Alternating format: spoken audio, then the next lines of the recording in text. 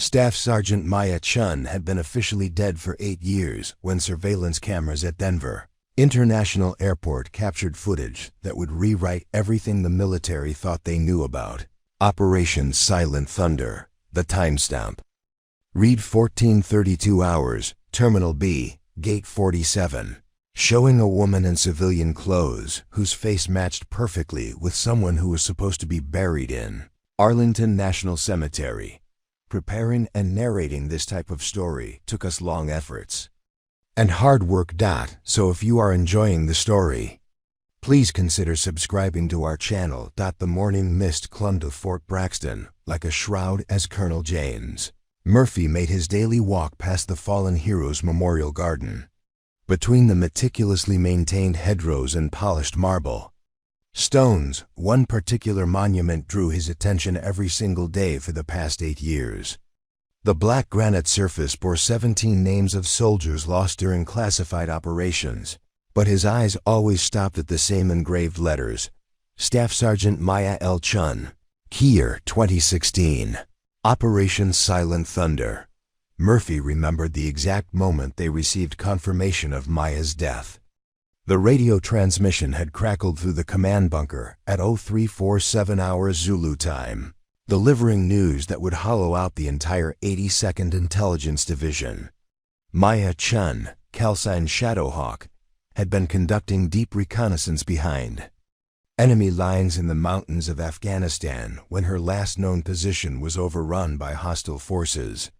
Search and rescue operations recovered fragments of her equipment, traces of blood that DNA analysis confirmed as hers, and enough evidence for the Pentagon to declare her killed in action. The memorial service had taken place on a gray October morning that seemed to match the collective mood of everyone who knew her. Maya's younger sister, Dr. Sarah Chen, had delivered a eulogy that left grown soldiers weeping openly. She spoke about Maya's childhood determination to serve her country, how she'd enlisted at 18 despite having a full scholarship to MIT, and how her letters home always ended with the same phrase: "Promise me you'll remember that some fights are worth everything." Fort Braxton had never quite been the same after losing Maya Chen. She wasn't just another intelligence specialist who happened to die in the line of duty. Maya had been something extraordinary, a soldier whose analytical mind could process battlefield intelligence with an accuracy that bordered on supernatural. Her commanding officers used to joke that Maya could read enemy movement patterns like other people read newspaper headlines. She'd saved countless lives through her ability to predict ambushes, identify supply routes, and decode communication intercepts that left other analysts baffled. The intelligence unit still maintained Maya's workspace exactly as she'd left it 8 years ago. Her desk in Building 12 remained untouched, covered with the same topographical maps she'd been studying before her final deployment. Security clearance badges that should have been deactivated years ago still hung from the computer monitor. Even her coffee mug, bearing the faded insignia of the 82nd Intelligence Division, sat waiting as if she might return from lunch at any moment. New recruits would ask about the empty desk during their first week of orientation. Master Sergeant Robert Kim, Maya's former team leader, would explain with a voice that grew rougher each year that some workspaces became shrines rather than furniture. Staff Sergeant Chen died trying to gather intelligence that would save American lives, he'd tell them. Her sacrifice earned her a permanent place in this unit. The impact of Maya's death had rippled far beyond Fort Braxton's boundaries. Intelligence reports she'd filed during her 3-year career had influenced military strategy across multiple theaters of operation. Her analysis of enemy communication patterns had prevented 7 confirmed ambushes, saving over 40 soldiers' lives. The technique she'd developed for processing surveillance data had been incorporated into standard training protocols used throughout the entire intelligence community. But Maya's influence extended beyond professional accomplishments. Soldiers who'd served with her spoke about her uncanny ability to remember personal details about everyone in the unit. She knew about Sergeant Williams' daughter's soccer games, Private Jackson's mother's cancer treatments, and Lieutenant Torres' ongoing struggles with PTSD from his previous deployment. Maya had possessed a rare combination of analytical brilliance and genuine compassion that made her both an exceptional intelligence officer and a beloved teammate. Dr. Sarah Chen visited Fort Braxton every year on the anniversary of Maya's death, maintaining a tradition that had become important to the entire base community. She would place fresh flowers at the memorial, spend an hour in quiet reflection, then deliver a brief update about her own life to Maya's former colleagues. Sarah had completed her residency in emergency medicine and now worked at Denver General Hospital, often mentioning that her dedication to saving lives was inspired by her sister's ultimate sacrifice. The military had honored Maya's memory in ways that extended beyond the memorial garden. A conference room in the intelligence building bore her name, along with a brass plaque describing her contributions to operational security. The annual Chen Award recognized outstanding analytical achievement among intelligence specialists. Maya's photograph hung in the Hall of Honor alongside other soldiers who died in classified operations, her confident smile serving as a daily reminder of the human cost of protecting national security. Colonel Murphy had been Maya's direct supervisor during her final year of service, and her loss had affected him more profoundly than he'd expected. Maya had possessed an intuitive understanding of intelligence work that he'd rarely encountered in his 25-year career. She could synthesize information from multiple sources, identify patterns that others missed, and provide recommendations that consistently proved accurate in the field. Losing Maya had felt like losing a crucial piece of the unit's operational capability. The circumstances of Maya's death had been particularly devastating because Operation Silent Thunder had been proceeding successfully until the final hours. Intelligence reports showed that Maya had successfully infiltrated enemy territory, gathered critical information about weapons caches and supply routes, and was preparing for extraction when communication suddenly ceased. The rescue team that reached her last known coordinates found evidence of a fierce firefight, scattered equipment, and enough forensic evidence to confirm the worst. 8 years had passed since that terrible October morning when the official death notification arrived. Fort Braxton had continued its mission, new intelligence specialists had joined the unit, and the daily rhythm of military life had adapted around Maya's absence.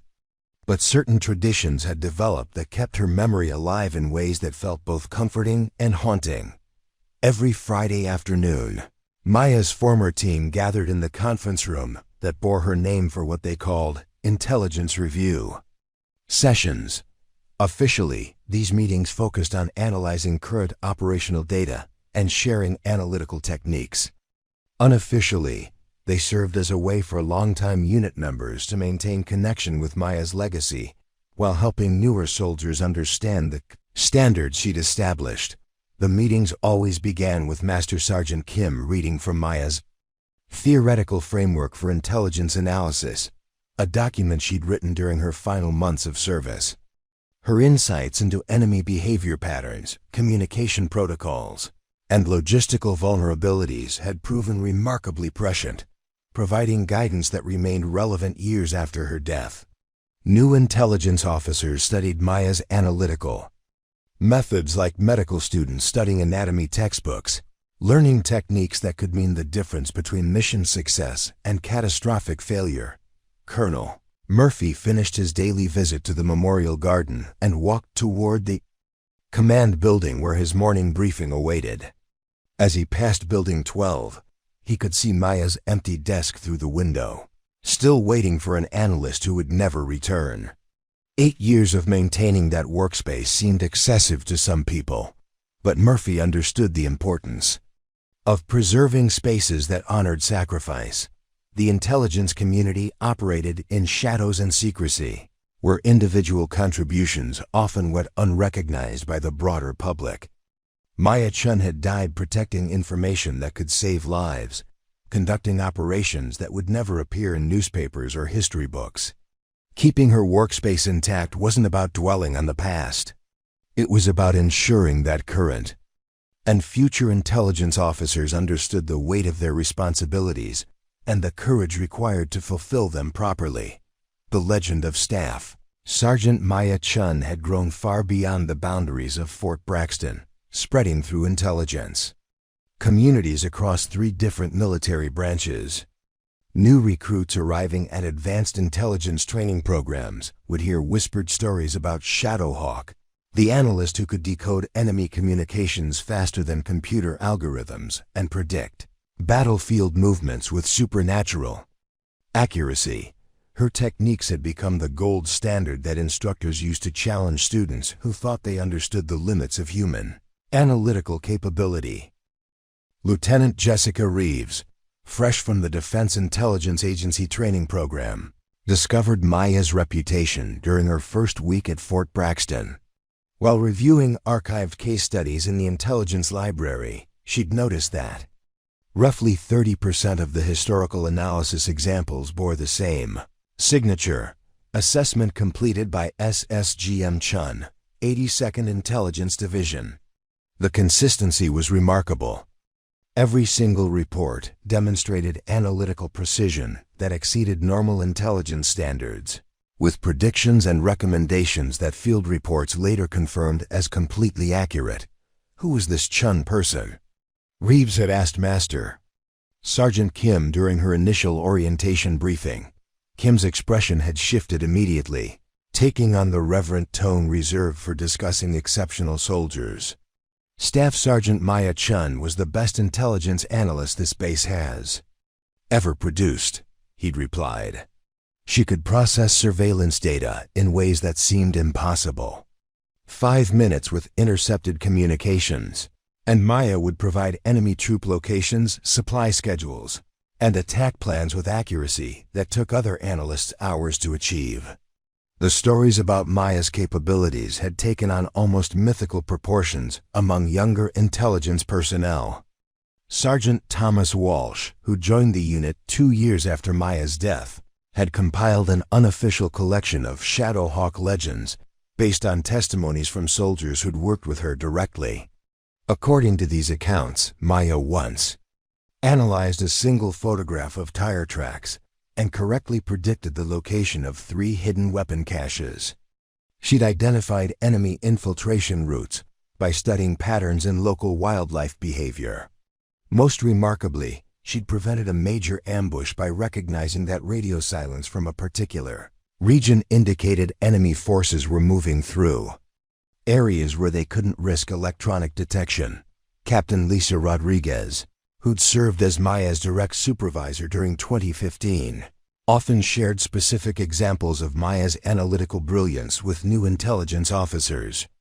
I remember a situation where we'd received fragmented radio intercepts in 3 different languages. Rodriguez would explain during training sessions. 4 separate analysts had spent 2 days trying to piece together meaningful intelligence from the transmissions. Maya listened to the recordings once, identified the speaker's regional dialects, and realized they were coordinating a supply convoy that would pass through a specific mountain pass at precisely 1400 hours the following Tuesday. The field team confirmed her analysis was completely accurate. These testimonies weren't just inspiring stories meant to motivate new recruits. Maya's analytical methods had been extensively documented and integrated into standard intelligence training curricula. Her approach to pattern recognition, which she'd called contextual synthesis, required analysts to consider seemingly unrelated data points and identify connections that revealed larger operational pictures. The technique was now taught at intelligence schools across all military branches, with instructors emphasizing that Maya had developed these methods through intuitive understanding rather than formal academic training. 82nd Intelligence Division had established several traditions specifically to honor Maya's memory and preserve her influence on unit culture. Every new analyst received a copy of Maya's personal field manual, a 70-page document she'd written during her final deployment that outlined her approaches to data interpretation, threat assessment, and tactical recommendation formulation. The manual had been classified for 3 years after Maya's death, but declassification revealed insights that revolutionary changed how intelligence personnel approached their work. Maya's former bunkmate, Specialist Rebecca Torres, had become the unofficial keeper of Maya's personal effects and memories. Torres maintained a detailed scrapbook containing photographs, letters, and personal items that illustrated Maya's character beyond her professional accomplishments. The scrapbook revealed someone who'd been deeply committed to her fellow soldiers' welfare, regularly sending care packages to deployed units and maintaining correspondence with military families who'd lost loved ones in combat. Maya wasn't just brilliant at intelligence work, Torres would tell new arrivals. She remembered everyone's birthday, kept track of family situations, and somehow found time to mentor soldiers who were struggling with personal problems. She'd stay up all night helping someone understand tactical communications theory, then wake up early to brief command staff on enemy movement patterns. I've never met anyone who combined professional excellence with personal compassion the way Maya did. The influence of Maya's work extended far beyond Fort Braxton's immediate operations. Intelligence reports indicated that analytical techniques she'd developed had been adopted by special operations units, CIA field stations, and coalition intelligence services in multiple countries. Her framework for analyzing communication intercepts had prevented dozens of attacks against American and Allied forces. Military historians studying intelligence successes during the 2010s consistently identified Maya's contributions as pivotal to operational achievements that saved hundreds of lives. Dr. Sarah Chun's annual visits to Fort Braxton had become important events for the entire intelligence community.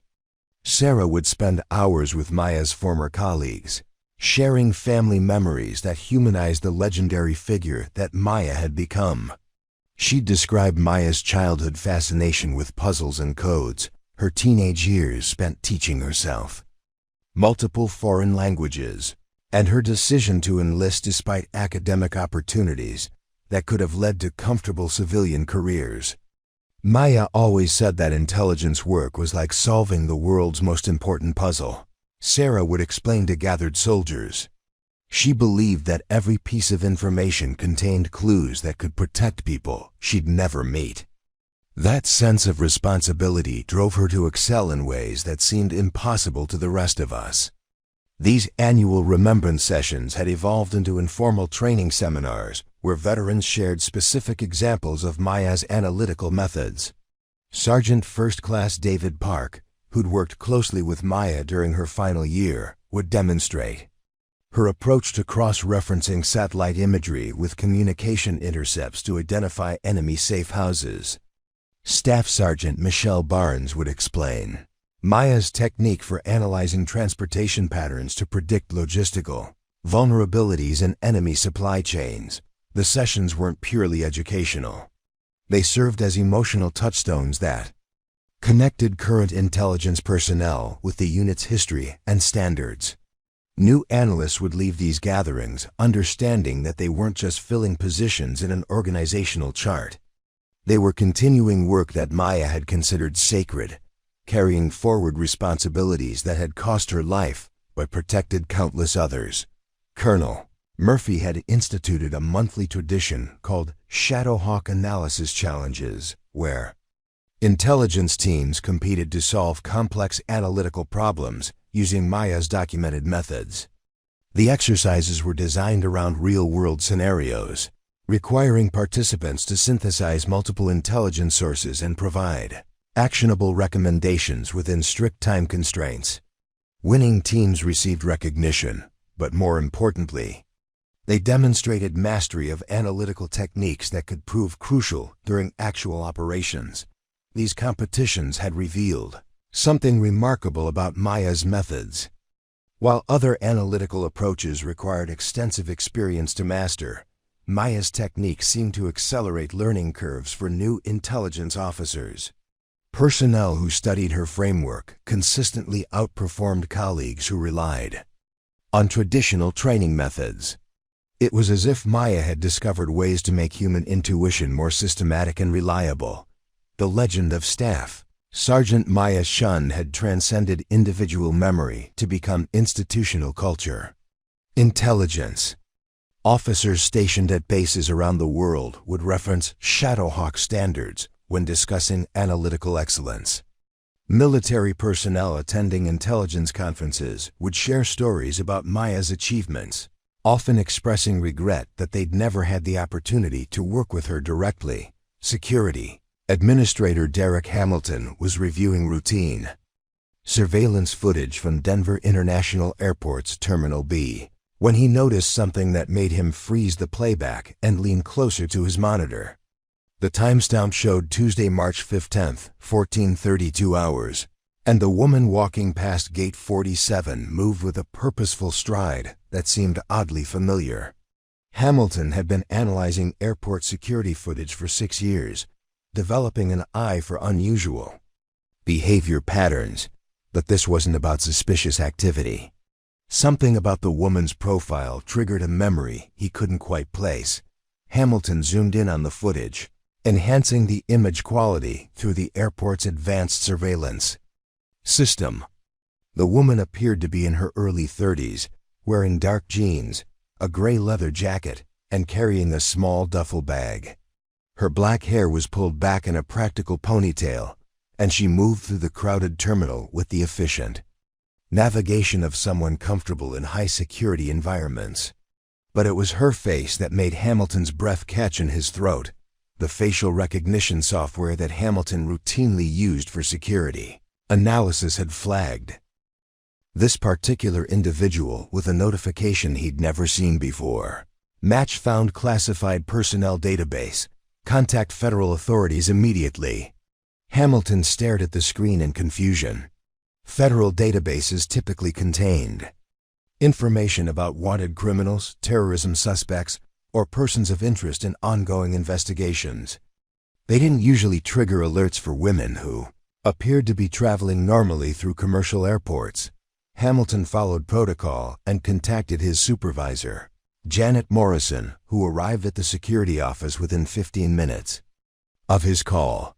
Morrison examined the footage with growing amazement, running the facial recognition scan multiple times to verify the results.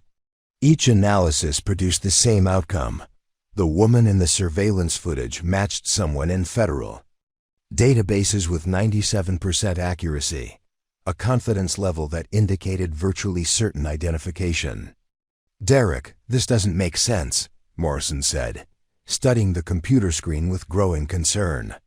"According to the database, this person has been classified as deceased for 8 years. The system shows her as Staff Sergeant Maya Chen, killed in action during military operations in Afghanistan in 2016. Morrison immediately contacted the FBI field office in Denver, explaining the situation to Agent Patricia Walsh, who specialized in cases involving military personnel and national security issues. Walsh arrived at the airport within 2 hours, accompanied by a technical specialist who could interface with federal database systems that required specialized security clearance to access. Agent Walsh reviewed the surveillance footage with an expression that shifted from skepticism to alarm as she cross-referenced the images with classified military records. "This is Staff Sergeant Maya Chen," she confirmed, studying high-resolution photographs from Maya's military service file. But according to official Pentagon records, Staff Sergeant Chen died during Operation Silent Thunder in October 2016. Her death was confirmed through DNA analysis of biological evidence recovered from the combat zone. The technical specialist, who introduced himself only as Agent Brooks, conducted additional analysis using facial recognition algorithms that compared dozens of biometric markers. The results were undeniable. The woman in the airport footage shared identical facial structure, bone density measurements, and distinctive features with the soldier who had been officially declared killed in action 8 years earlier. The probability of this being a different person with such precise facial matches is statistically impossible. Brooks explained to the gathered security personnel. "We're looking at either the most remarkable coincidence in forensic history, or Staff Sergeant Maya Chen is alive and traveling through commercial airports under unknown circumstances." Walsh immediately contacted Fort Braxton through secure military communication channels, reaching Colonel Murphy's office at 1847 hours on the same day the footage was discovered. Murphy's response to the news demonstrated the impact that Maya's supposed death had maintained on her former commanding officer. "Agent Walsh, I personally reviewed the forensic evidence from Operation Silent Thunder," Murphy said, his voice tight with controlled emotion. "We found Staff Sergeant Chen's blood, fragments of her equipment, and enough DNA evidence to satisfy Pentagon requirements for death confirmation. There is absolutely no possibility that Maya Chen survived that operation." Walsh arranged for secure transmission of the surveillance footage to Fort Braxton's intelligence center, where Maya's former colleagues could examine the images. The response from the 82nd Intelligence Division was immediate and profound. Master Sergeant Kim, who had served as Maya's team leader, confirmed the identification with certainty that bordered on desperation. "That's Maya," Kim said during a secure video conference with Agent Walsh. "Same posture, same way of moving through crowds, same expression when she's focused on something important. But this is impossible. I was part of the team that analyzed the forensic evidence from her death site. We had conclusive proof that she died in that mountain pass." Dr. Sarah Chun received notification about the surveillance footage through FBI channels that evening, creating a situation that challenged everything she'd believed about her sister's death. Sarah had spent 8 years mourning Maya, building her medical career around the inspiration of her sister's sacrifice, and maintaining annual memorial traditions that honored Maya's memory. "I need to see this footage immediately," Sarah told Agent Walsh during their phone conversation. "If there's any possibility that Maya is alive, I need to know. But I also need you to understand that I identified her remains 8 years ago. I saw the forensic evidence. I signed official documents confirming her death." The surveillance footage was transmitted to Sarah through secure federal channels, allowing her to examine the images with the intimate knowledge that only family members possess. Sarah's reaction confirmed what military personnel and federal agents were beginning to accept as impossible truth. "That's my sister," Sarah said during a follow-up conversation with Agent Walsh. "The way she carries her left shoulder slightly higher than her right because of an old volleyball injury. The specific way she checks her surroundings when entering unfamiliar spaces. Details that no one could fake because they're unconscious habits that Maya developed over years." Staff Sergeant Michelle Barnes, who had maintained Maya's workspace at Fort Braxton, examined the footage with analytical skills that Maya herself had taught her. Barnes identified subtle details that supported the identification while simultaneously highlighting the impossibility of the situation. Maya always kept her hair in that exact ponytail style when she was traveling, Barnes observed during the video conference review. She preferred duffel bags to rolling luggage because they were easier to move quickly through crowds. She's wearing the type of practical clothing that Maya always chose for situations where she might need to blend into civilian populations. The timestamp analysis revealed additional disturbing details. The surveillance footage showed Maya moving through Denver International Airport at precisely the same time that Colonel Murphy was conducting his daily visit to her memorial at Fort Braxton. The temporal coincidence seemed too significant to be accidental, suggesting that Maya's appearance might be connected to specific dates or events related to her military service. Agent Walsh coordinated with airport security to track Maya's movements through the terminal's comprehensive surveillance network. Additional cameras captured her purchasing an airline ticket, proceeding through security checkpoints, and boarding United Flight 847 to Washington, D.C. The footage showed someone who appeared completely comfortable navigating airport procedures. demonstrating familiarity with security protocols that suggested extensive travel experience. The investigation revealed that Maya had purchased her airline ticket using a credit card issued to Maria Santos, an identity that preliminary background checks suggested might be fabricated. The address associated with the credit card corresponded to a post office box in Denver that had been rented using cash payments and false identification documents. Federal agents attempted to track Flight 847's passenger manifest, discovering that Maria Santos had indeed been aboard the aircraft. But surveillance footage from Ronald Reagan Washington National Airport showed no evidence of her deplaning with other passengers. It was as if Maya Chen had simply vanished again after arriving in the nation's capital. Colonel Murphy arranged for emergency briefings with Pentagon officials who had access to classified information about Operation Silent Thunder. The revelation that Maya might be alive created immediate concerns about operational security, intelligence compromises, and the reliability of military death confirmations that had shaped personnel policies for 8 years. The implications extended far beyond individual identification. If Maya Chen was alive, questions arose about what had happened during Operation Silent Thunder, how forensic evidence had been misinterpreted, and whether other military personnel listed as killed in action might also be living under false identities. Dr. Sarah Chen arrived at the FBI Denver field office at 0800 hours the following morning, carrying a leather briefcase containing personal items that she believed could definitively prove or disprove whether the woman in the surveillance footage was actually her sister.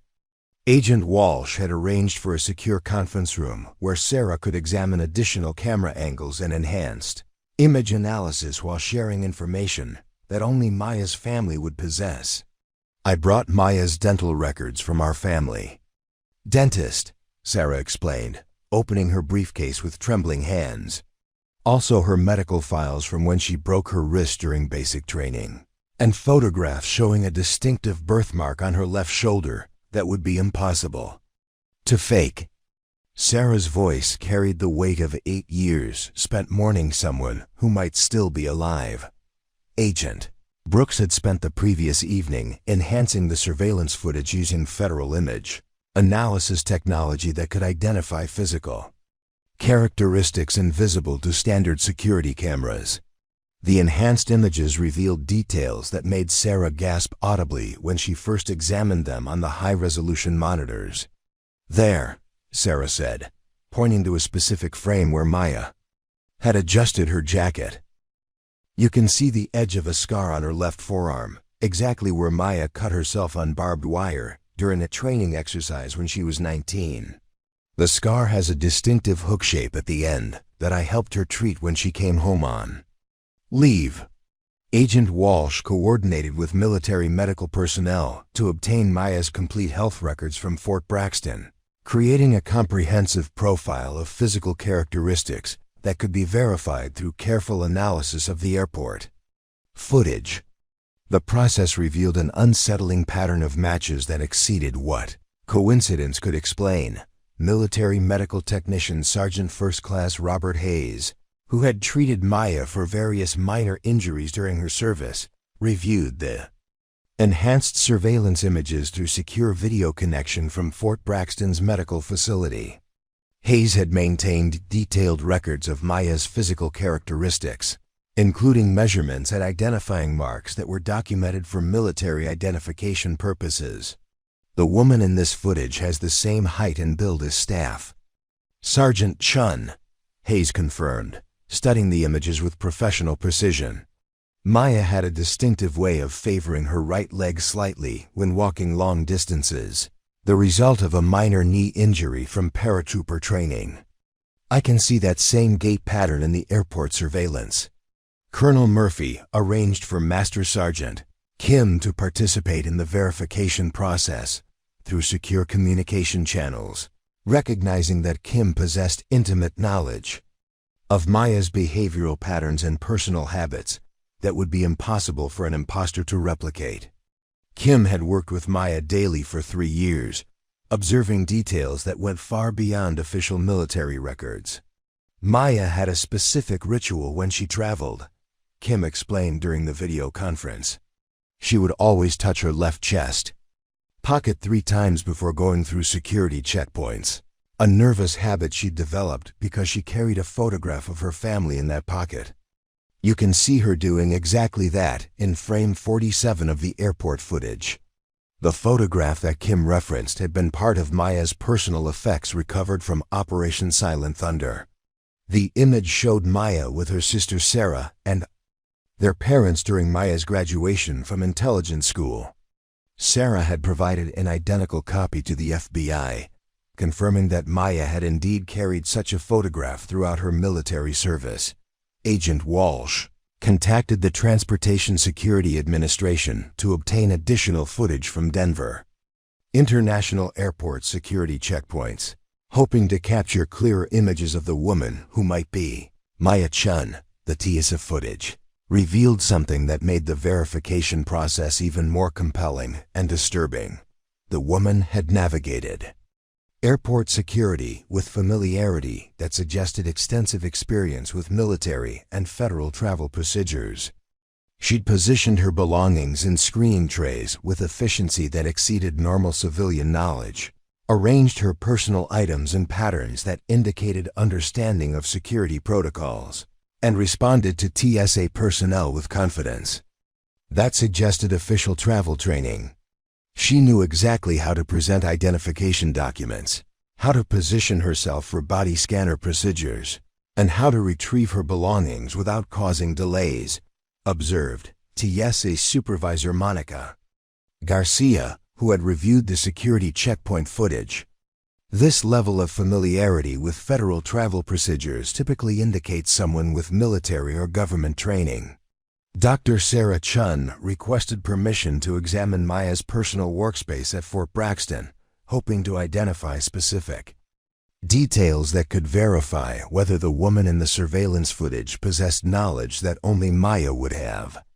Colonel Murphy granted access to Maya's preserved office, allowing Sarah to document personal items and organizational patterns that her sister had maintained. Sarah discovered a handwritten note tucked inside Maya's desk drawer, containing a list of family birthdays, anniversary dates, and personal reminders, written in Maya's distinctive handwriting.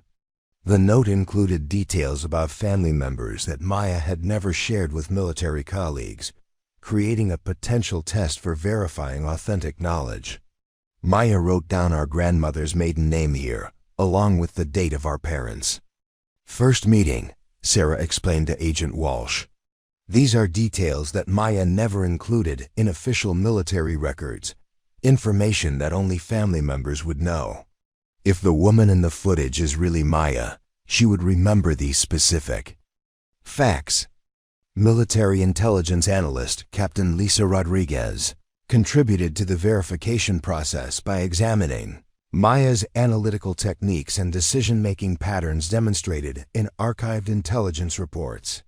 Rodriguez had worked closely with Maya during her final year of service, observing cognitive approaches that were unique to Maya's analytical style.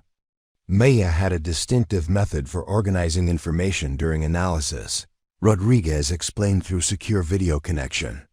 She would create specific types of charts and diagrams that reflected her thought processes. If the woman in the surveillance footage is really Maya, she would still use these same analytical patterns when processing information. Agent Brooks arranged for handwriting analysis specialists to compare Maya's military documents with any written materials that might be recovered from the investigation. The Denver airport had security footage showing the woman filling out customs declaration forms, providing potential samples for graphological comparison. The handwriting analysis revealed characteristics that strongly supported the identification. Maya's documented signatures from military records matched writing patterns visible in the airport footage with accuracy that exceeded normal verification standards.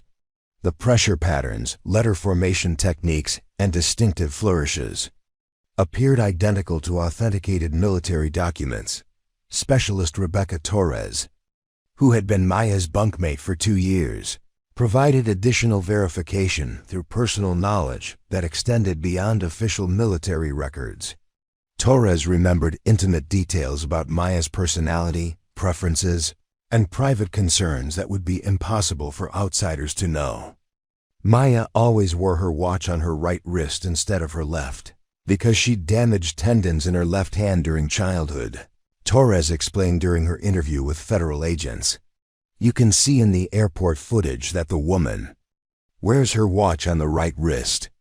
Maya also had a habit of checking her watch twice in rapid succession when she was nervous about timing, which appears in frame 63 of the surveillance. The verification process revealed an accumulation of evidence that made doubt increasingly difficult to maintain. Physical characteristics, behavioral patterns, personal knowledge, and distinctive habits all pointed toward the conclusion that Staff Sergeant Maya Chen was somehow alive and traveling through civilian airports. 8 years after her confirmed death, Dr. Sarah Chun provided DNA samples from family members that could be compared with any biological evidence that might be recovered during the investigation. The FBI obtained court orders allowing collection of DNA material from surfaces that the woman had touched during her airport transit, including security trays, counter surfaces, and airline seat assignments. The DNA analysis would require several days to complete, but preliminary results from partial samples collected at the airport security checkpoint showed genetic markers consistent with Maya's documented military medical records. The probability calculation suggested a familial relationship with Sarah Chun that exceeded coincidental explanation. Colonel Murphy coordinated with Pentagon officials to review classified aspects of Operation Silent Thunder that might explain how Maya could have survived while leaving sufficient forensic evidence to confirm her death. The review process required security clearances that extended beyond normal military access levels, indicating that Maya's original mission had involved classified elements that remained sensitive 8 years later. Agent Walsh initiated a coordinated federal investigation that extended far beyond simple identification verification, assembling a task force that included military intelligence personnel, FBI counterintelligence specialists, and Pentagon officials with access to classified operational records. The investigation's scope expanded rapidly when preliminary research revealed evidence suggesting that Maya Chen might have been active for years rather than recently emerging from 8-year hiding. The credit card used to purchase Maya's airline ticket had a transaction history dating back 14 months, showing purchases across multiple states that indicated extensive travel patterns. Federal financial analysts discovered charges for hotels in Washington, D.C., Philadelphia, San Diego, and Norfolk, Virginia locations that corresponded with major military installations and intelligence facilities. The spending pattern suggested someone who traveled frequently and maintained familiarity with areas containing sensitive government operations. Agent Brooks attempted to contact the phone number associated with the Maria Santos identity, reaching a voicemail system that played a recorded message in Maya's voice. The message was brief and professionally neutral. You have reached a secure communication line. Leave detailed information about your inquiry, and appropriate personnel will respond within 72 hours if your request falls within authorized parameters. The voicemail message created immediate concern among intelligence officials because the language suggested familiarity with classified communication protocols. The phrase "authorized parameters" was specific terminology used in military and intelligence operations, indicating that whoever had recorded the message possessed knowledge of official security procedures. Colonel Murphy demanded immediate briefings with Pentagon officials who had overseen Operation Silent Thunder, seeking explanations for how Maya could be alive while maintaining access to classified terminology and federal travel capabilities. The Pentagon's response was notably evasive, with officials declining to provide detailed Information about operational specifics that remained classified above Murphy's clearance level.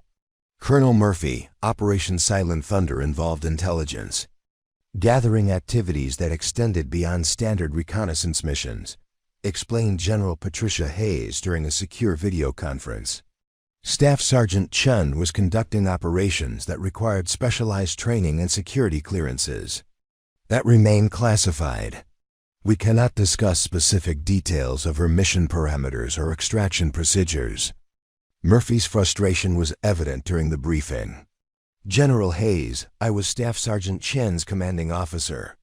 I reviewed every aspect of her mission planning and operational objectives. There were no classified elements that weren't included. In my briefings, Maya was conducting standard intelligence reconnaissance when she was killed. General Hayes' response indicated that Murphy's understanding of Maya's mission had been deliberately limited. Colonel, intelligence operations sometimes require compartmentalized information sharing. Staff Sergeant Chen was operating under directives that originated above your command level. Her actual mission objectives may have differed significantly from the briefings you received. Dr. Sarah Chen attempted to contact the phone number associated with Maya's credit card, hoping to reach her sister directly and obtain explanations that federal agents had been unable to secure. Sarah's call was answered after 3 rings by someone whose voice was unmistakably Maya's, but the conversation that followed raised more questions than it resolved.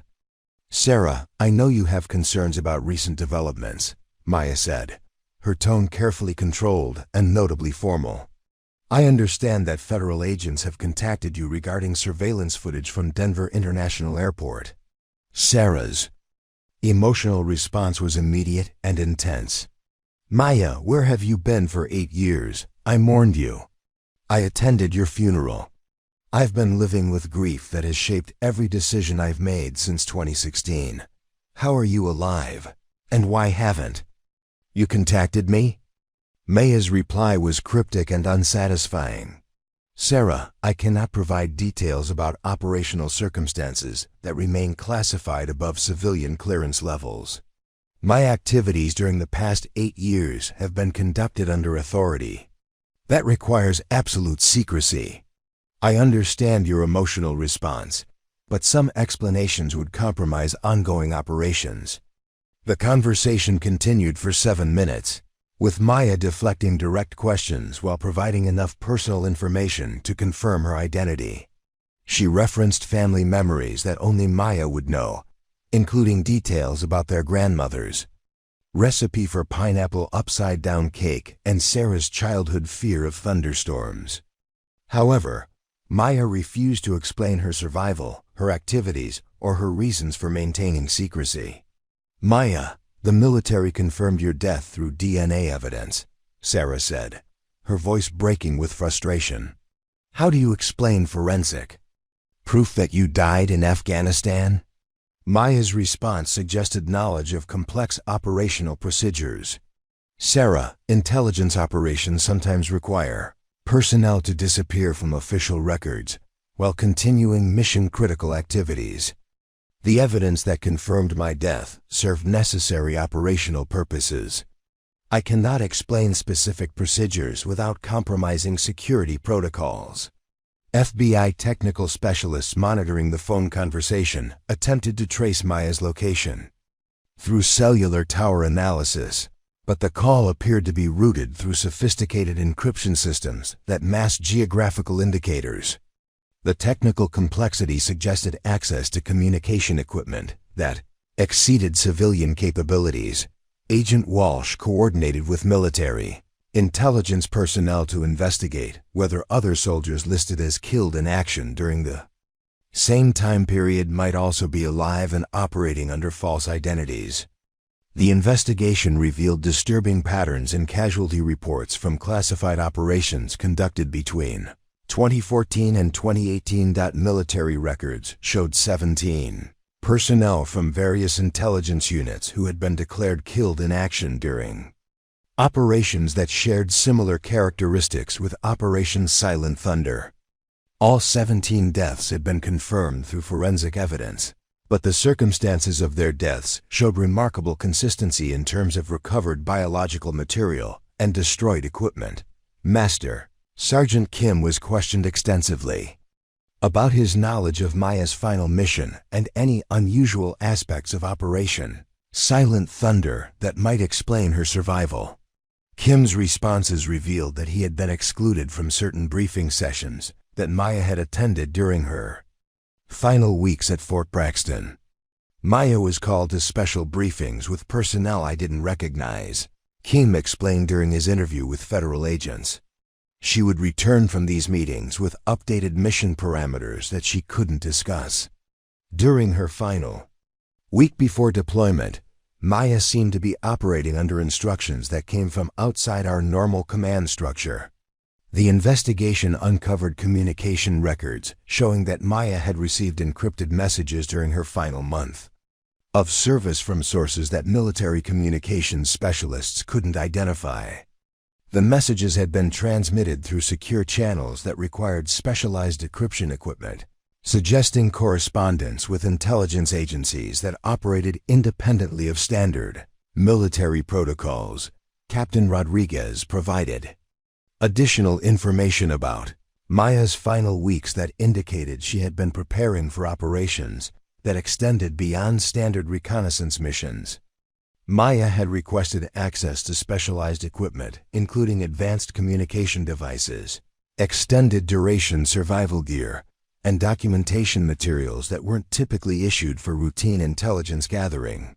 Maya asked for equipment that would allow extended operations in hostile territory without regular resupply contact, Rodriguez explained during her federal interview. She also requested language training materials for dialects that weren't relevant to her assigned operational area. When I asked about these requests, Maya said they were related to contingency planning that she couldn't discuss. Pentagon officials contacted Fort Braxton to demand immediate suspension of all personnel. Interviews related to Maya Chen and Operation Silent Thunder. The directive came from intelligence authorities that operated above Colonel Murphy's command level, indicating that Maya's situation involved classified elements that extended far beyond routine military operations. The federal investigation was abruptly transferred to agencies with higher security clearances, removing local FBI personnel from direct involvement in the case. Agent Walsh received orders to limit further investigative activities to monitoring and reporting rather than active pursuit of Maya Chen or her associates. Dr. Sarah Chen received a second phone call from Maya 3 days after their initial conversation. But this call provided even fewer answers while confirming that Maya was aware of federal investigative activities. Maya's tone had become more urgent and distant, suggesting that external pressures were affecting her ability to maintain contact. Sarah, federal investigations into my circumstances must be discontinued for operational security reasons, Maya said during the brief conversation. I cannot explain the specific nature of my activities, but continued official attention creates risks that extend beyond personal safety. Please understand that my absence has served purposes that protect people you will never meet. The phone calls were traced to different geographical locations, indicating that Maya was moving frequently and maintaining sophisticated communication security.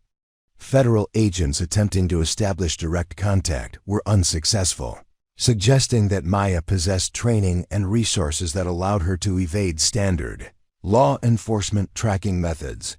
3 weeks after the federal investigation was transferred to undisclosed authorities, Dr. Sarah Chen received an unexpected visitor at her emergency medicine practice in Denver. The woman who entered her office during evening rounds wore civilian clothes and introduced herself as Director Catherine Morrison, but her bearing and terminology immediately suggested high-level intelligence background. Morrison carried credentials that indicated security clearance beyond standard federal agencies.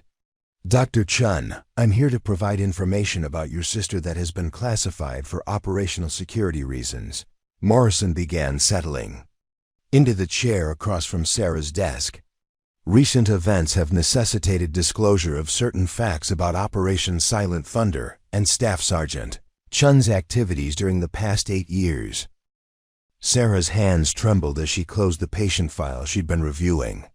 Are you going to tell me that Maya is actually dead? That the surveillance footage was somehow mistaken? Because I've spoken with her directly, and I know my sister's voice. Morrison's expression remained carefully neutral. Dr. Chen, your sister is alive, but her survival has required participation in operations that exist outside standard military protocols. Operation Silent Thunder was not a routine reconnaissance mission. Staff Sergeant Chen volunteered for an assignment that required her to disappear from official records while conducting intelligence activities that have continued for 8 years. The revelation that Sarah had suspected but hoped wasn't true settled like ice in her chest. You're saying Maya's death was faked? That I mourned someone who was alive and working for you this entire time? Morrison consulted a classified briefing folder that contained information sealed above standard security levels. Dr. Chen, intelligence operations sometimes require personnel to operate in deep cover situations that necessitate complete separation from previous identities. Your sister volunteered for assignment to a classified program that monitors and disrupts terrorist networks operating in regions where conventional military forces cannot legally function. The explanation began to reveal the scope of operations that Maya had been conducting since her supposed death. Morrison described a classified intelligence program that placed highly trained military personnel in long-term undercover positions, allowing them to infiltrate enemy organizations and gather intelligence that conventional surveillance methods couldn't obtain. Staff Sergeant Chen has spent 8 years developing relationships with terrorist networks, arms dealers, and intelligence operatives from hostile nations, Morrison continued. Her linguistic abilities, analytical skills, and psychological profile made her exceptionally qualified for operations that required sustained deception and extreme personal risk. Sarah struggled to process the implications of what Morrison was revealing. Maya has been alive for 8 years, working undercover, while I've been visiting her grave and building my career around honoring her memory. Why couldn't you find a way to let family members know she was alive?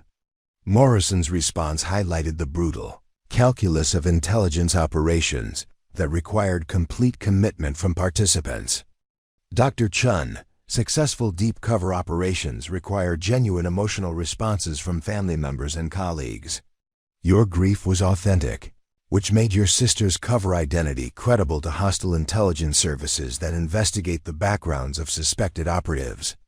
The classified briefing revealed that Maya had been recruited for the program during her final months at Fort Braxton, when intelligence assessments identified her as possessing unique capabilities for sustained undercover work.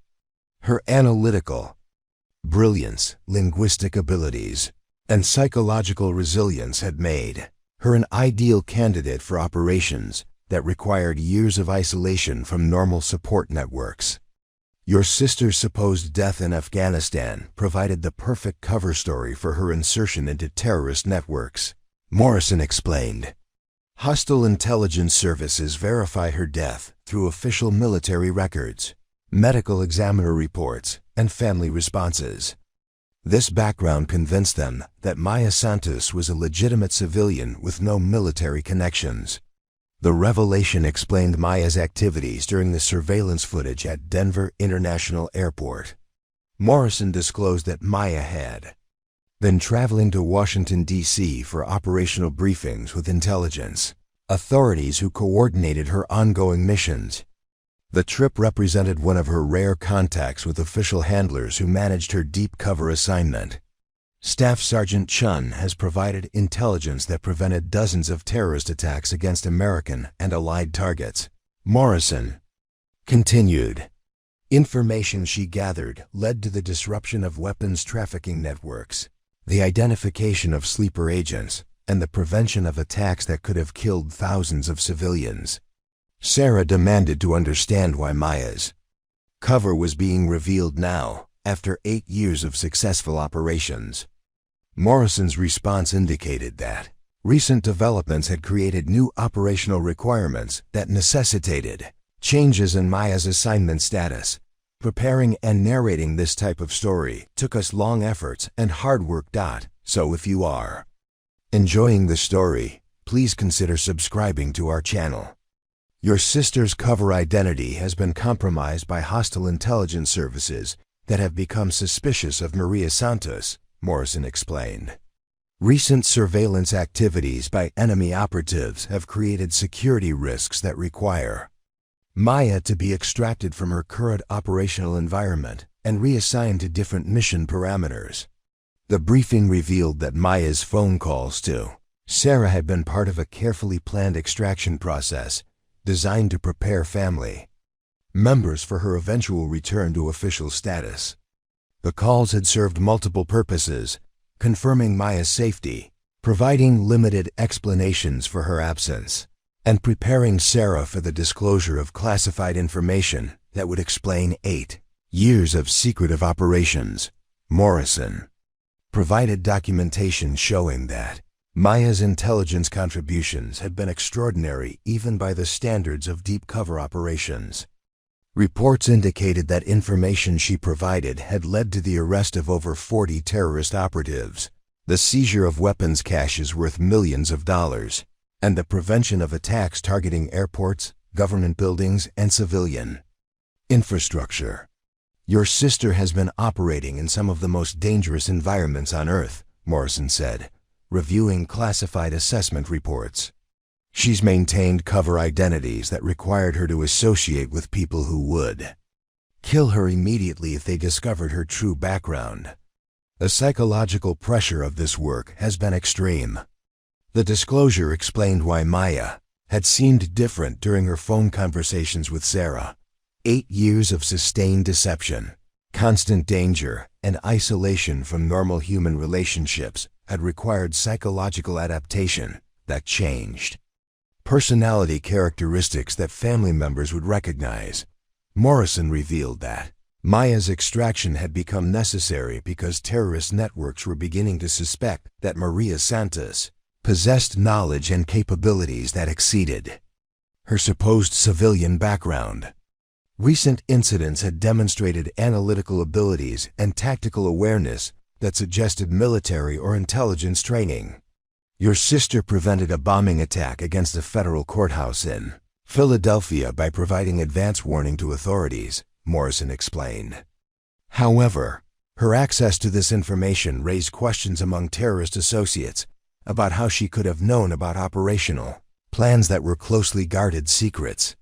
The briefing included information about other personnel who had participated in similar deep cover programs, revealing that Maya was part of a classified initiative that had placed dozens of supposedly dead military personnel in long-term undercover assignments. The program represented one of the most successful counterterrorism operations in recent intelligence history. Sarah learned that Maya would be undergoing extensive psychological evaluation and readjustment training designed to help deep cover operatives transition back to normal social relationships after years of sustained deception. The process typically required months of specialized therapy to address the psychological impact of prolonged isolation and constant danger. Dr. Chen, your sister will need family support during her reintegration process, Morrison said, concluding the classified briefing. 8 years of deep cover work has created psychological adaptations that will require time and professional assistance to resolve. She may seem different from the person you remember because this work changes people in fundamental ways. Morrison provided contact information for specialized counseling services that assisted family members of intelligence personnel returning from classified assignments. The resources were designed to help civilians understand the psychological impact of deep cover operations and develop strategies for rebuilding relationships that had been interrupted by operational necessities. The revelation that Maya would be returning to official status created a complex mixture of relief and anger. in Sarah's emotional response. Learning that her sister was alive felt like a miracle, but understanding that Maya's death had been a deliberate deception created resentment about 8 years of unnecessary grief and mourning. Morrison's final disclosure revealed that Maya's return would require continued security precautions because terrorist networks remained interested in locating and eliminating operatives who had infiltrated their organizations. Maya's true identity would need to remain protected even after her extraction from deep cover operations. 2 days after Director Morrison's classified briefing, Maya Chen contacted her sister directly through a secure communication system that bypassed standard federal monitoring protocols.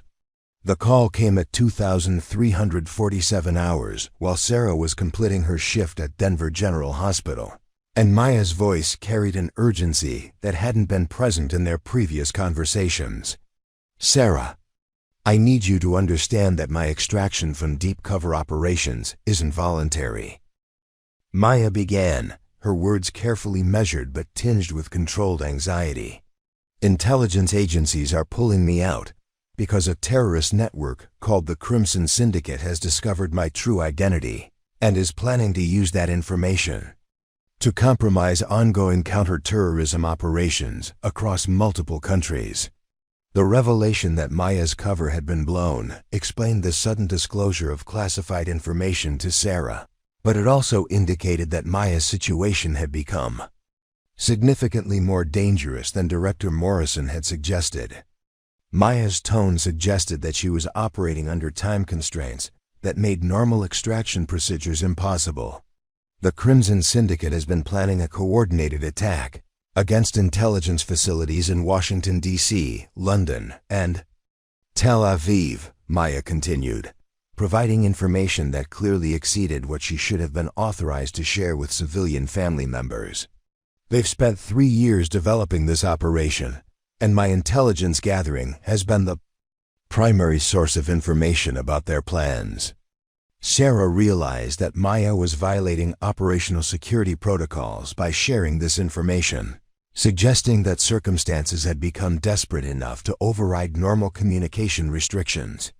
Maya's willingness to risk exposure indicated that preventing the Crimson Syndicate's attack had become more important than protecting her own safety. Maya explained that the terrorist network had been systematically infiltrating security systems at major intelligence installations, using inside information provided by corrupted personnel who had been compromised through blackmail, financial incentives, or ideological manipulation. The Crimson Syndicate's plan involved simultaneous attacks that would cripple intelligence sharing between allied nations. "Sarah, I've been working for 8 years to identify every member of this network, map their operational structure, and gather evidence that would allow authorities to arrest the entire organization simultaneously," Maya said, her voice becoming more strained. "But they've discovered that Maria Santos has been feeding information to American intelligence agencies." The terrorist network's discovery of Maya's true identity had created an immediate threat to other undercover operatives who had been working similar deep cover assignments. Maya revealed that 17 other supposedly dead military personnel were operating in various terrorist organizations, and the Crimson Syndicate was systematically hunting them using information they'd gathered about Maya's background. "The Crimson Syndicate has a list of military personnel who died under suspicious circumstances during classified operations," Maya explained. "They're checking the identities of anyone in their organizations who might be using false backgrounds. If they find the other operatives, those people will be tortured and killed, and years of intelligence gathering will be lost." Maya's extraction had become urgent because she possessed crucial information about the timing and specific targets of the Crimson Syndicate's planned attacks.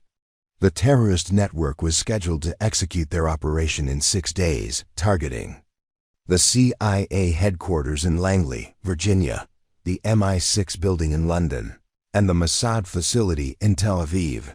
Simultaneous attacks would occur during a scheduled intelligence summit that would place dozens of high-level operatives in vulnerable positions. I'm the only person who knows the exact timing, entry methods, and personnel assignments for these attacks, Maya said, providing details that explained why her intelligence was critical. The Crimson Syndicate has been planning this operation, using information gathered over 3 years of careful surveillance and infiltration. Sarah learned that Maya's 8 years of deep cover work had been specifically focused on penetrating the Crimson Syndicate's operational hierarchy, advancing from low-level associate to trusted coordinator who had access to their most sensitive planning information. The psychological cost of this assignment had been enormous, requiring Maya to participate in activities that violated her personal moral standards while maintaining her cover identity. Sarah, I've had to do things during these 8 years that I will never be able to explain or justify, Maya said, her voice breaking slightly. Maintaining credibility with terrorist organizations required me to participate in operations that resulted in harm to innocent people. I've been carrying guilt that no amount of mission success can balance. The confession revealed the true psychological burden that Maya had been bearing during her deep cover assignment. Intelligence operatives working in terrorist networks often faced impossible moral choices between maintaining their cover and preventing immediate harm, creating psychological trauma that specialized counseling services struggled to address. Maya explained that the Crimson Syndicate's planned attacks would kill hundreds of intelligence personnel and cripple counter-terrorism operations for years. The terrorist network had invested enormous resources in developing this operation, viewing it as their opportunity to permanently damage Western intelligence capabilities and create operational freedom for terrorist activities worldwide. The Intelligence Summit in 6 days will bring together the most experienced counter-terrorism operatives from 15 different countries, Maya continued. If the Crimson Syndicate succeeds in their attacks, we'll lose decades of institutional knowledge and operational expertise that can't be replaced. Maya revealed that she had been attempting to coordinate with official intelligence agencies to prevent the attacks, but bureaucratic processes and security protocols were moving too slowly to implement effective countermeasures. The complexity of the terrorist network's plan required immediate action that exceeded what conventional authorities could organize within the available time frame. Intelligence agencies are still verifying the information I've provided and developing response strategies that will take weeks to implement, Maya explained, her frustration evident. The Crimson Syndicate will execute their attacks before official counter-terrorism measures can be put in place. Sarah began to understand that Maya was planning to take independent action to prevent the terrorist attacks, operating outside official channels in ways that would likely end her intelligence career and possibly result in her death. Maya's tone suggested that she had already accepted these consequences as necessary costs for protecting her colleagues and preserving intelligence operations. I'm going to Washington, D.C. to provide direct warning to intelligence personnel and implement countermeasures that I can't coordinate through official channels, Maya said, confirming Sarah's suspicions. The Crimson Syndicate's plan depends on surprise and simultaneous execution. If I can disrupt their timing and warn their targets, the attacks can be prevented. Maya's plan involved using her knowledge of the terrorist network's operational procedures to anticipate their movements and interdict their preparations. She had identified key personnel whose capture would prevent the attacks, but apprehending them required actions that exceeded her official authority and violated protocols designed to protect undercover operatives. Sarah, if something happens to me during this operation, I need you to understand that my 8 years of absence served a purpose that was worth the cost, Maya said, preparing her sister for the possibility that this conversation might be there. Final contact. The people I've helped protect will never know my name, but they'll live because of sacrifices that intelligence operatives make in places no one will ever acknowledge. The conversation revealed that Maya had been preparing for this moment throughout her 8 years of deep cover work, gradually positioning herself to have the knowledge and access necessary to prevent catastrophic attacks against intelligence facilities. Her entire assignment had been building toward this final operation that would either save hundreds of lives or result in her death. "Maya, there has to be another way," Sarah said, her medical training making her focus on preserving life rather than accepting heroic sacrifice. "You've already given 8 years to this mission. Other people can take responsibility for preventing these attacks." Maya's response demonstrated the psychological transformation that 8 years of deep cover work had created. "Sarah, I'm the only person who has the specific knowledge and access necessary to stop this operation. If I don't act, hundreds of intelligence operatives will die, and terrorist networks will gain operational freedom that will cost thousands of civilian lives." Maya's final operation began at 0430 hours on Thursday morning when she arrived at a warehouse complex in northern Virginia that served as the Crimson Syndicate's operational staging area for their planned attacks. Intelligence she'd gathered during 8 years of deep cover work had revealed that the terrorist network was using the facility to store weapons, coordinate communications, and conduct final briefings for the operatives who would execute simultaneous attacks against intelligence facilities, using access codes and security protocols that she'd memorized during her infiltration of the Crimson Syndicate. Maya entered the warehouse complex wearing the Maria Santos identity that had protected her for 8 years. The facility contained sophisticated communication equipment, detailed architectural plans of target buildings, and enough explosive materials to level multiple city blocks.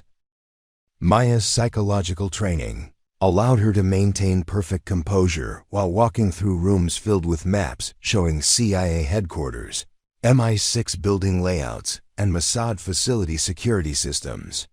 Terrorist operatives who recognized her as a trusted coordinator provided updates about final preparations that confirmed the attacks would begin in exactly 36 hours. "Maria, we've received confirmation that all penetration teams are in position," reported Hassan al-Rashid, the Crimson Syndicate's operational commander who had trusted Maya's cover identity for 3 years. "The simultaneous attacks will commence at 1400 hours, tomorrow during the Intelligence Summit, when maximum personnel will be present at all target facilities." Maya nodded with the calm professionalism that had maintained her cover for 8 years, while mentally cataloging the positions and assignments of 17 terrorist operatives who would participate in the coordinated attacks. Her analytical training allowed her to process tactical information with the same precision that had made her legendary during her military intelligence career. The warehouse facility revealed the true scope of the Crimson Syndicate's operation. Maya observed weapons caches that included military-grade explosives, sophisticated communication jamming equipment, and detailed intelligence about security protocols at the target facilities. The terrorist network had invested years in developing capabilities that would allow them to breach some of the most secure intelligence installations in the world. Maya's access to the terrorist command center allowed her to identify the specific timing and coordination mechanisms that made the simultaneous attacks possible. The Crimson Syndicate was using encrypted satellite communication systems to synchronize operations across 3 continents, ensuring that attacks in Washington, London, and Tel Aviv would occur within minutes of each other. At 0630 hours, Maya excused herself from the briefing session and accessed a secure communication terminal that she'd previously identified as having direct connections to the terrorist network's operational control systems. Using computer skills that extended far beyond her official military training, Maya began implementing a systematic sabotage operation that would cripple the Crimson Syndicate's ability to coordinate their attacks. Maya's first action involved introducing carefully crafted computer viruses into the terrorist network's communication systems, creating delays and malfunctions that would prevent coordination between operational teams. The viruses were designed to activate during the planned attack window, causing communication failures that would leave terrorist operatives isolated and unable to coordinate their actions. Her second intervention targeted the explosive materials stored at the warehouse facility. Maya's knowledge of demolitions allowed her to subtly alter timing mechanisms and detonation sequences in ways that would cause the terrorist weapons to malfunction during critical moments. The modifications were virtually undetectable, but would render the explosive devices ineffective when operatives attempted to use them. Maya's most dangerous action involved accessing the terrorist network's personnel database and transmitting detailed information about operative identities, locations, and planned activities to federal counterterrorism agencies. The transmission required her to use communication protocols that would reveal her location to both intelligence authorities and terrorist network security systems. As Maya completed the data transmission, alarm systems throughout the warehouse complex began indicating unauthorized access to classified computer systems. Hassan al-Rashid and his security personnel immediately began searching for the source of the breach, knowing that only someone with extensive access privileges could have penetrated their operational security. Maya had anticipated this response and prepared contingency plans that would allow her to continue disrupting terrorist operations even after her cover was compromised. She'd previously identified escape routes through the warehouse complex and had positioned emergency equipment that would help her evade capture while completing her sabotage mission. The terrorist security search led them directly to Maya's location at the communication terminal, where evidence of her unauthorized transmissions was clearly visible on monitoring systems. Hassan al-Rashid confronted Maya with a mixture of rage and disbelief that someone he'd trusted for 3 years had been systematically betraying their operations. "Maria Santos, you've been working for American intelligence agencies," al-Rashid said, drawing a weapon while other terrorist operatives surrounded Maya's position. "You've been feeding information to our enemies for years, haven't you?" Maya's response demonstrated the psychological transformation that 8 years of deep cover work had created. Instead of attempting deception or negotiation, she calmly confirmed her true identity and mission while continuing to manipulate computer systems that controlled the terrorist network's operational capabilities. "Hassan, I'm Staff Sergeant Maya Chen, United States Army Intelligence," she said, abandoning the Maria Santos persona that had protected her for 8 years. "I've spent 8 years gathering evidence about your operations, and I've just transmitted detailed information about your planned attacks to federal counterterrorism agencies." The confession created immediate chaos among terrorist operatives who realized that their most trusted coordinator had been an enemy operative with access to their most sensitive operational information. Maya's revelation meant that years of careful planning and preparation had been compromised, forcing them to abandon their coordinated attack strategy. Maya continued working at the Fayokana communication terminal even as terrorist operatives prepared to execute her, implementing final sabotage measures that would cripple the Crimson Syndicate's operational capabilities for months. Her actions were guided by military training that prioritized mission completion over personal survival. "Your simultaneous attacks against intelligence facilities will fail because I've corrupted your communication systems, sabotaged your weapons, and provided advance warning to your targets," Maya explained while terrorist weapons were aimed at her. Federal agents are already moving to arrest operative teams in Washington, London, and Tel Aviv. Hassan al-Rashid's response revealed the devastating impact of Maya's 8-year infiltration operation. "You've destroyed everything we've worked for," he said, his voice tight with controlled fury. "Years of planning, millions of dollars in resources, dozens of operatives who trusted our security protocols." Maya's final act involved activating explosive charges that she'd secretly planted throughout the warehouse facility during previous visits, creating simultaneous detonations that would destroy the terrorist network's weapons caches, communication equipment, and operational documentation. The explosions were timed to allow her to complete final computer transmissions while ensuring that terrorist operatives would be neutralized. The warehouse complex erupted in a series of controlled explosions that eliminated the Crimson Syndicate's operational headquarters while Maya transmitted final intelligence updates to federal authorities. Her actions had successfully prevented coordinated terrorist attacks that would have killed hundreds of intelligence personnel and crippled counterterrorism operations for years. Maya's communications with federal agents confirmed that operative teams in Washington, London, and Tel Aviv had been arrested before they could execute their planned attacks. The simultaneous raids had netted over 40 terrorist operatives and seized enough evidence to prosecute the entire Crimson Syndicate network. As emergency responders arrived at the destroyed warehouse facility, Maya's final transmission included detailed intelligence about additional terrorist cells that she'd identified during her 8 years of deep cover work. The information would allow authorities to conduct follow-up operations that would dismantle terrorist networks across multiple countries. Maya Chen's 8-year sacrifice had prevented catastrophic attacks against intelligence facilities while providing information that would protect innocent lives for years to come. Her willingness to risk everything had validated the extreme personal cost of deep cover operations and demonstrated why some missions required extraordinary dedication from exceptional individuals. Emergency responders arriving at the destroyed warehouse complex found evidence of massive explosive damage, but discovered something that defied explanation when they searched for survivors.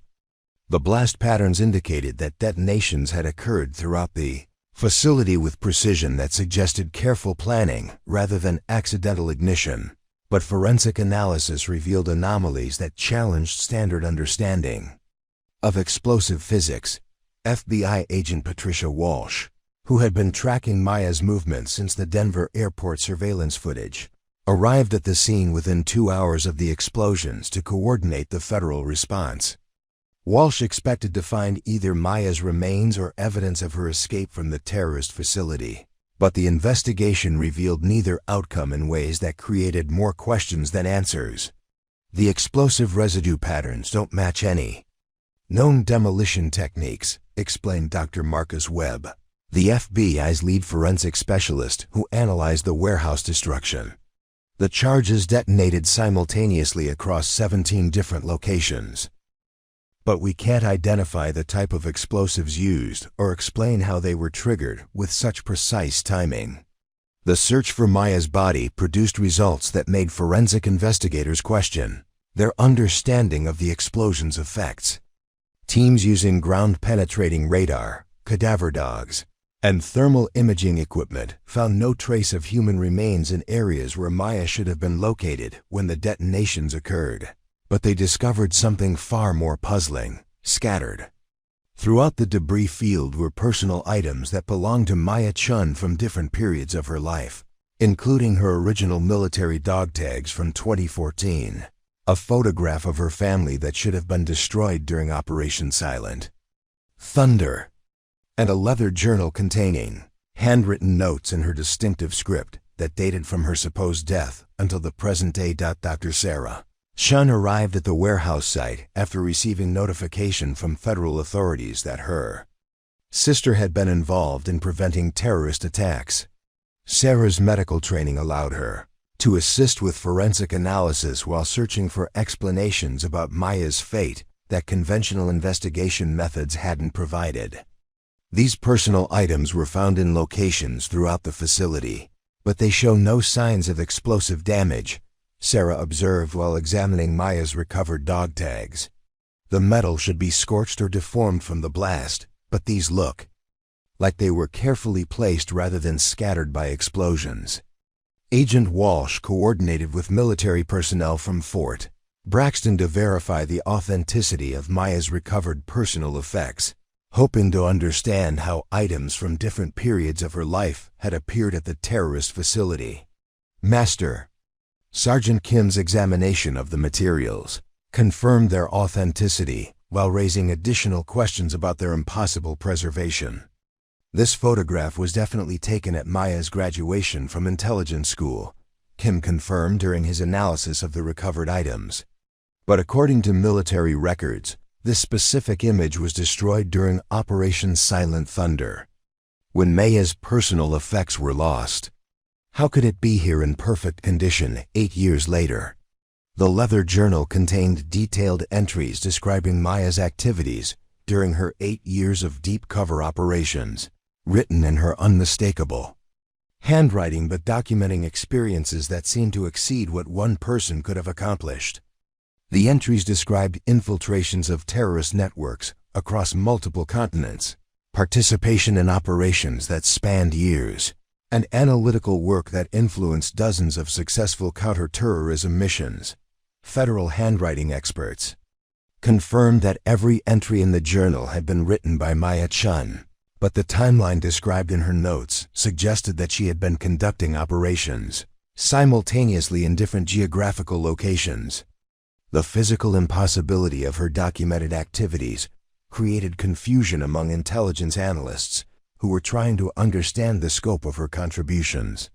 According to these journal entries, Maya was conducting operations in Afghanistan, Syria, Yemen, and Somalia during overlapping time periods, Agent Walsh observed while reviewing the recovered documentation. The entries describe detailed knowledge of terrorist networks that would require years of infiltration work, but the timeline suggests she was active in multiple locations simultaneously. Colonel Murphy traveled from Fort Braxton to examine Maya's recovered personal effects and provide insights about their significance to her military career. Murphy's reaction to seeing items that he believed were destroyed years earlier demonstrated the emotional impact that Maya's case continued to have on her former colleagues. "I helped pack Maya's personal effects after Operation Silent Thunder," Murphy said, studying the recovered photograph with growing amazement. "This image was in her quarters when we sealed them following her death confirmation. According to our records, these items were shipped to her family and should be in storage at Dr. Chen's residence." Sarah confirmed that she possessed identical versions of all the recovered items, creating a situation where Maya's personal effects appeared to exist in multiple locations simultaneously. The duplication suggested either careful reproduction or circumstances that defied conventional explanations about how personal possessions behave under normal physical laws. The warehouse investigation revealed additional anomalies that challenged standard forensic analysis. Security cameras that should have recorded Maya's final moments showed static interference during the crucial time period. But the interference patterns contained digital artifacts that resembled Maya's facial features when analyzed through advanced imaging software. Dr. Webb's forensic team discovered that the explosive residue contained chemical signatures that didn't match any known military or civilian demolition materials. Spectroscopic analysis revealed molecular structures that appeared to be synthetic but were composed of elements that weren't found in standard explosive compounds. The residue contains isotopic ratios that don't occur naturally on Earth, Dr. Webb explained during his preliminary report. The chemical composition suggests explosive materials that were manufactured using processes that exceed current technological capabilities. Agent Walsh attempted to trace Maya's movements during her final hours through surveillance footage from nearby traffic cameras and commercial security systems, but the digital recordings showed inconsistencies that suggested either sophisticated editing or phenomena that couldn't be explained through conventional technology. Traffic cameras positioned at intersections near the warehouse facility showed Maya's vehicle approaching the area at the documented time, but the same cameras failed to record her departure despite continuous operation throughout the relevant period.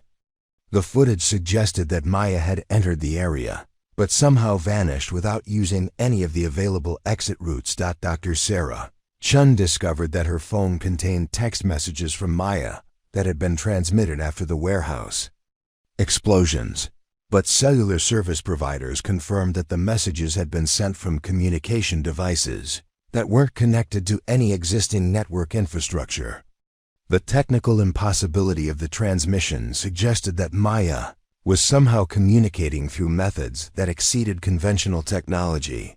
The final text message from Maya read, "Sarah, my mission is complete, but my service continues in ways that official records can't document. The people I've protected will live because some promises transcend the limitations of individual existence. Remember me as someone who understood that sacrifice creates protection that survives beyond physical presence." Federal investigators, attempting to locate Maya through standard search methods, discovered that her trail had vanished completely after the warehouse explosions. But witnesses in locations across multiple states reported seeing someone who matched her description. During the same time period, the simultaneous sightings suggested either multiple individuals using Maya's identity or circumstances that exceeded normal understanding of human presence.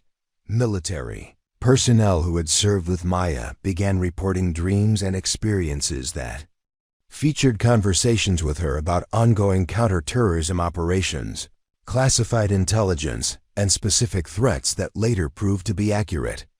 The information provided through these experiences led to successful prevention of 3 separate terrorist attacks during the months following the warehouse incident. Colonel Murphy received detailed intelligence reports that appeared on his desk overnight with no indication of how they had been delivered. Written in Maya's distinctive analytical style and containing information about terrorist activities that proved remarkably accurate when verified through official intelligence channels. Dr. Maya Chen discovered that Maya's empty grave at Arlington National Cemetery had begun showing signs of activity that cemetery personnel couldn't explain, including fresh flowers that appeared weekly despite no record of visitors and maintenance work that was completed without authorization from cemetery administration. 6 months after the warehouse incident, counterterrorism agencies across 15 countries reported unprecedented success rates in disrupting terrorist operations, with intelligence sources attributing the improvements to information that seemed to arrive through channels that couldn't be traced or verified through standard operational procedures. The intelligence was consistently accurate, tactically precise, and provided with timing that allowed authorities to prevent attacks that would have caused massive civilian casualties. Director Catherine Morrison briefed senior Pentagon officials about the remarkable effectiveness of counterterrorism operations that had been influenced by intelligence bearing Maya Chen's analytical signature.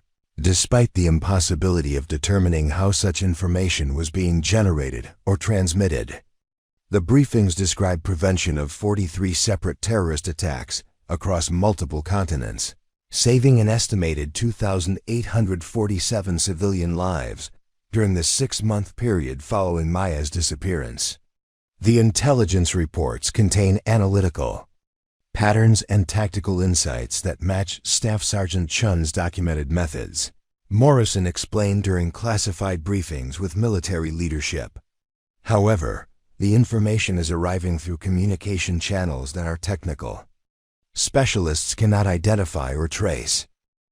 The source remains unknown, but the accuracy has been extraordinary. Fort Braxton's 82nd Intelligence Division experienced a transformation in operational effectiveness that exceeded all historical performance metrics, with analysts reporting that complex intelligence problems seem to resolve themselves through insights that emerge during routine analysis sessions. Personnel described experiencing sudden clarity about enemy movement patterns, communication codes, and operational structures that allowed them to provide recommendations with confidence levels that surpassed their training experience. Master Sergeant Kim documented these analytical breakthroughs in reports that described how junior intelligence officers were achieving results that typically required years of experience to develop. Our newest analysts are processing surveillance data and identifying threat patterns with accuracy that matches what Staff Sergeant Chen could accomplish. Kim reported to Colonel Murphy. It's as if her analytical methods have become embedded in our unit's operational capabilities. Dr. Sarah Chun established the Maya Chen Foundation for Intelligence Excellence, creating scholarship programs for military personnel pursuing advanced intelligence training and providing support for families of service members involved in classified operations. The Foundation's mission focused on honoring the sacrifice of intelligence operatives, whose contributions remained hidden from public recognition while ensuring that their dedication inspired future generations of service members. The Foundation's headquarters in Denver became a gathering place for intelligence personnel, military families, and researchers studying the psychological impact of deep cover operations. Sarah's work as an emergency medicine physician had evolved to include specialization in treating trauma experienced by intelligence operatives returning from classified assignments, drawing on her understanding of the psychological costs that her sister had endured. Maya's sacrifice taught me that some people serve in ways that require complete anonymity, Sarah explained during Foundation events that brought together intelligence community members. Her 8 years of deep cover work protected thousands of people who will never know her name, but their safety validates every moment of isolation and danger she experienced. Military personnel stationed at bases worldwide began reporting assistance during critical operations that seemed to come from sources they couldn't identify or explain. Intelligence analysts described receiving analytical insights that resolved complex problems. Field operatives reported tactical guidance that helped them avoid ambushes, and communications specialists discovered that encrypted enemy transmissions were being decoded through methods that exceeded their training capabilities. Lieutenant Jessica Reeves, who had joined Fort Braxton's intelligence unit 2 years before Maya's reappearance, documented her experiences with analytical breakthroughs that seemed to be influenced by external guidance. During a particularly complex analysis of terrorist communication patterns, I found myself understanding connections that I shouldn't have been able to recognize, Reeves wrote in her official reports. The insights allowed our team to prevent an attack against a civilian airport, but I can't explain how I knew what to look for. The intelligence community's enhanced effectiveness created ripple effects that extended far beyond military operations. Civilian law enforcement agencies benefited from improved intelligence sharing that helped them disrupt criminal organizations, prevent domestic terrorism, and protect public events from security threats. The improvements were attributed to better analytical methods and enhanced cooperation, but many personnel suspected that additional factors were contributing to their success. Colonel Murphy instituted annual remembrance ceremonies at Fort Braxton that honored intelligence personnel who had made extraordinary sacrifices during classified operations, with Maya Chen serving as the primary example of dedication that transcended normal military service. The ceremonies attracted intelligence officers from around the world who wanted to understand the legacy that Maya's sacrifice had created. Staff Sergeant Chun's 8 years of deep cover work demonstrated that some missions require complete commitment from exceptional individuals. Murphy addressed the gathered personnel during the first annual ceremony.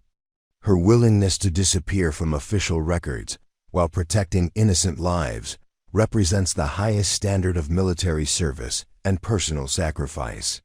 The ceremonies featured presentations about Maya's analytical methods, discussions of deep cover operations, and training sessions that helped current intelligence personnel understand the foe's psychological demands of extended undercover assignments. Personnel who attended these events consistently reported improved performance in their subsequent operations, as if exposure to Maya's example enhanced their own capabilities. Intelligence training programs at military academies began incorporating case studies based on Maya's operations, teaching analytical techniques that she had developed and emphasizing the personal costs associated with deep cover assignments. Instructors noted that students who studied Maya's methods demonstrated accelerated learning curves and intuitive understanding of intelligence work that exceeded normal training. OUTCOM is Dr. Sarah Chen discovered that her sister's influence extended beyond professional intelligence work when she began receiving letters from civilian researchers, academics, and students who had been inspired by learning about Maya's sacrifice. The correspondence described career changes toward public service, academic research focused on counterterrorism, and volunteer work supporting military families. Maya's story has inspired people who never served in the military to find ways to contribute to national security and public safety, Sarah observed while reviewing the hundreds of letters that arrived monthly. Her example demonstrates that dedication to protecting others creates inspiration that influences people far beyond the intelligence community.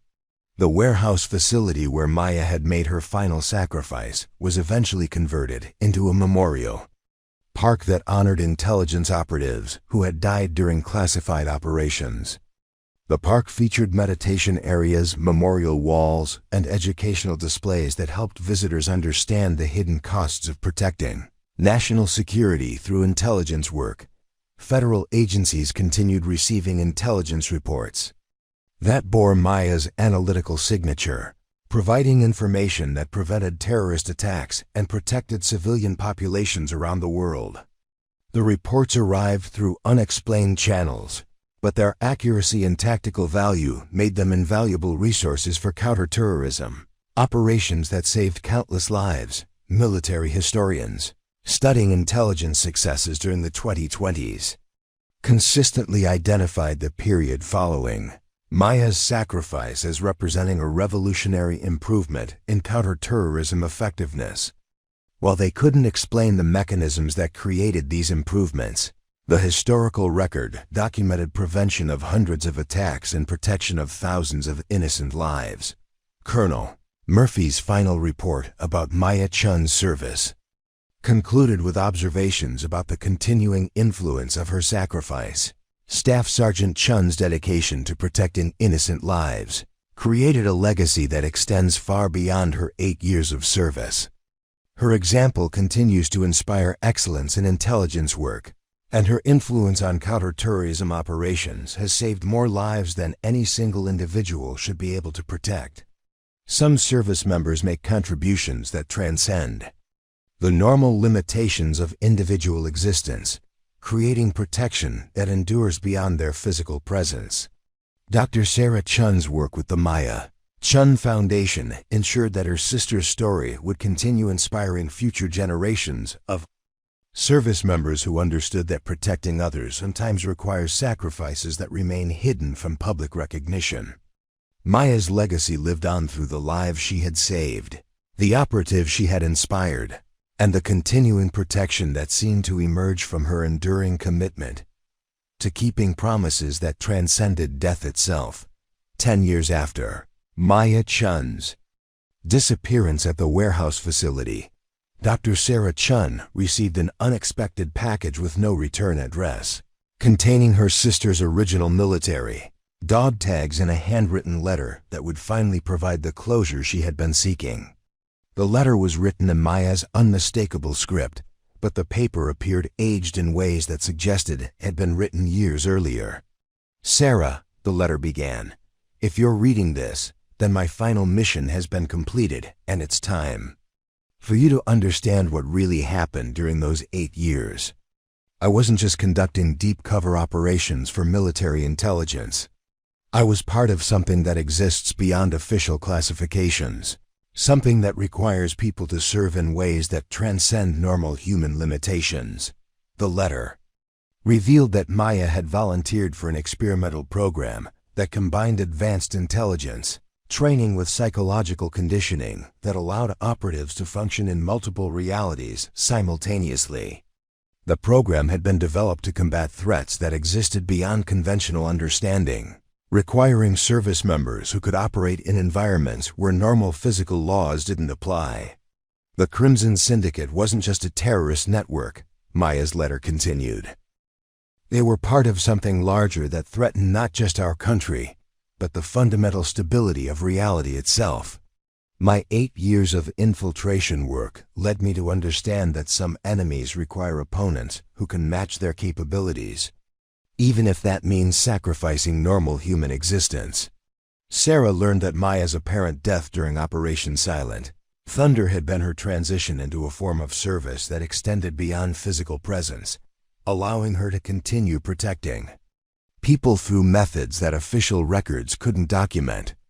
The warehouse incident had been Maya's final act of physical intervention before fully transitioning to a mode of existence that allowed unlimited operational capability. "I know this sounds impossible," the letter acknowledged, "but you've seen the evidence of my continuing influence on intelligence operations worldwide. The lives that have been saved, the attacks that have been prevented, the inspiration that has driven others to serve. These are the results of promises that survive beyond individual existence." Maya's letter explained that she had chosen this extraordinary sacrifice because conventional methods were insufficient to address the threats facing innocent people around the world. Her transformation allowed her to provide protection that exceeded what any single person could accomplish through normal military service, creating a legacy that would continue safeguarding lives for generations. "Sarah, I need you to continue telling my story," Maya's final paragraph requested. "People need to understand that some service members make sacrifices that go beyond what history records, and that dedication to protecting others can create influence that transcends normal limitations. My story isn't about death or loss. It's about love that becomes strong enough to keep protecting people even when the person making that choice is no longer physically present." Dr. Sarah Chen realized that sharing Maya's story had always been her mission, helping people understand that extraordinary sacrifice could create extraordinary protection. Through the Maya Chen Foundation, her medical work with intelligence operatives, and her continuing advocacy for military families, Sarah had been carrying forward her sister's legacy of service that put others' safety above personal comfort. Final line of Maya's letter provided the closure that Sarah had been seeking. "I'm not gone, Sarah. I'm exactly where I chose to be, doing exactly what I was meant to do. Every life that gets saved, every attack that gets prevented, every person who feels safe because someone is watching over them, that's me, keeping the promises I made when I first put on a uniform." Sarah understood that Maya's story represented something that extended beyond individual heroism. It demonstrated that dedication to serving others could create protection that survived any obstacle, including death itself. Maya Chen had found a way to keep serving, keep protecting, and keep inspiring others to make their own extraordinary contributions to the safety and security of innocent people worldwide. Maya Chen's incredible story shows us that true heroism sometimes requires sacrifices that the world may never fully understand. Her 8 years of deep cover work and ultimate transformation into something that continues protecting others reminds us that some promises are too important to let anything break them. If this story of courage, sacrifice, and enduring service inspired you, don't forget to hit that subscribe button and join our community of people who believe that extraordinary dedication can create extraordinary protection. Share this story with someone who needs to remember that heroes still exist, even when we can't see them. What did you think of Maya's journey? Drop a comment below. We read every single one and love hearing from our amazing viewers around the world.